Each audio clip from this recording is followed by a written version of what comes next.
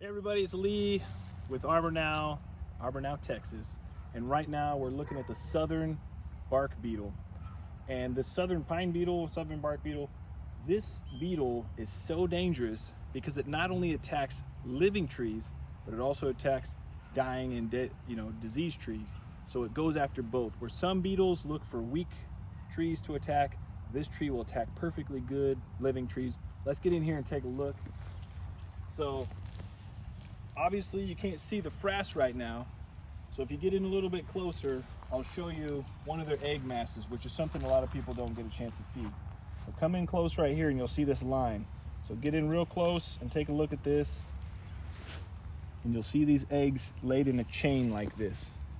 And once the eggs hatch, you can see these holes. This is some woodpecker damage, but here is some right here. So here's one right here.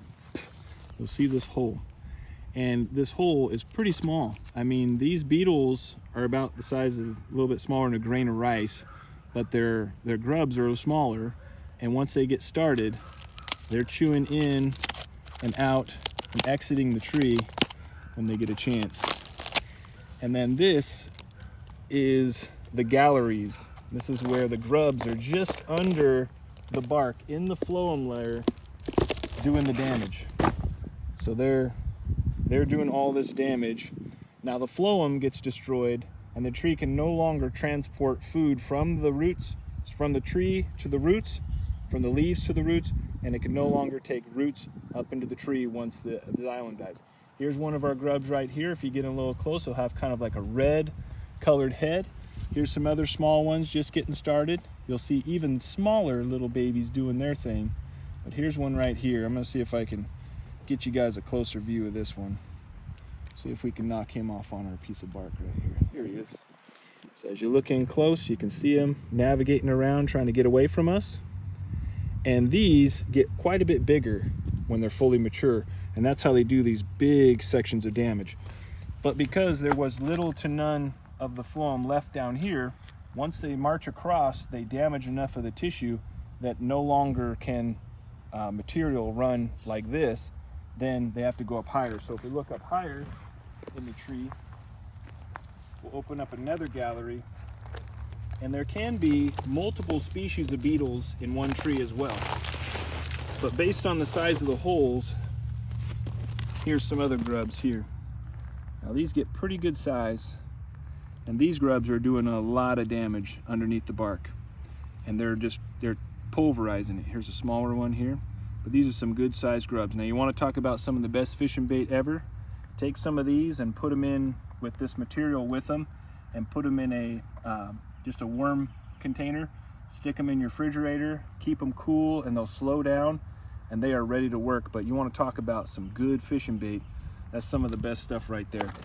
But anyway, we're talking about the dangers of the tree. So if you find any of these telltale signs, frass at the bottom of your tree, and there was a lot of frass here when I first inspected this tree, I could tell what had killed it, but that's your frass right there.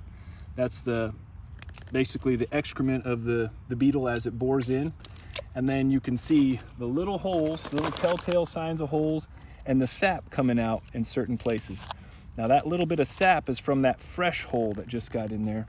And you can see how much of these little sap pustules and pockets that are growing. And some of these are exits for the grubs once they mature. This isn't the right time of year for them to mature, so what we're doing right now is removing this tree. We're gonna burn all this wood, and there really isn't another way to do it. You can remove all the bark, and then you could process this wood. It would be like a blued pine, which would be really nice, but we definitely don't want to take the chance of allowing these guys to become full adult sized beetles and get out there and breed, because they will wreak havoc in an area like this full of pine trees in this area. So in order to save these pines, we're removing all the ones that we see beetle damage, and we're recommended that they burn them, and then that way these guys can't take over the world. They've completely decimated other varieties of the same type of beetle, Dendroctonus frontalis, I think. I remember it sometimes, I forget, but the Latin name doesn't matter, but you can tell what it is. Now these beetles like I said, are wreaking havoc. This entire tree is full of them. And you can see how many mature beetles we have here that are just destroying the tree. And I think it might be a good idea to take some of these boys on a fishing trip. The bass around here love these grubs. They're just that perfect size. The perch will get them too, the bluegill. But anyway, pay attention to the trees, look for the signs, and make sure that you're doing everything you can to protect future trees. And that's why this is so important. But this is also great for homeowners. This isn't just for certified arborists. If you want a chance to kind of inspect your own trees and start to learn what's going on and what your problems are, this is something to watch out for. And we definitely want to keep these beetles from plaguing any more trees. So keep climbing, and if you're a homeowner, keep your eyes open, and we hope that you'll give us a call if you ever need anything in the southern Texas area or in Oregon. You can reach us there too, anywhere in the larger Portland metro area. We have arborists working there as well. Anyway, check in next time. Let us know what you think. Give us a comment down below, like, share, subscribe. Do any of that. We really appreciate it to help get this information out so people can do more to protect themselves and protect the environment. Check in next time. All right, so this is an update. Now, we've actually found 3 different types of beetles in the same tree. Look at the difference in these grubs. There's 3 different types of beetle grubs attacking this tree. And just look at all these grubs.